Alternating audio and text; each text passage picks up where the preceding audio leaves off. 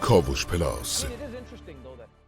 Eastern Europe has been so willing and able to accept 1 million people coming into their countries in just a few days, when just recently, they didn't seem to have any space for a different group of refugees. The humanitarian crisis in Europe continues to grow and increasingly expose fault lines, hundreds of thousands of refugees streaming in from Syria and elsewhere. But as the arguing continues, so does the suffering. As Europe struggles for a solution, refugees forced to zigzag from one country to another with no clear path. The EU has effectively paid Turkey to keep Syrians from getting to Greece. Video shocking the world. The Hungarian camerawoman kicking that girl as she runs from police. And this, as a man runs by carrying a small child, she trips him and he falls to the ground. Hungary's Prime Minister Viktor Orban had a message for the migrants themselves. The moral human thing is to make clear, please don't come. That's really strange.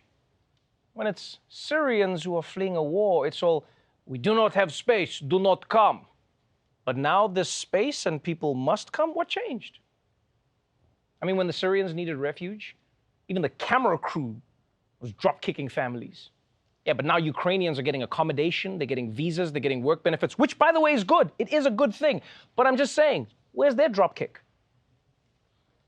And look, we don't even have to speculate. We don't have to speculate about why they're treating Ukrainians so differently than refugees from Africa or from the Middle East. It's because the Prime Minister of Bulgaria, he came out and said it, right?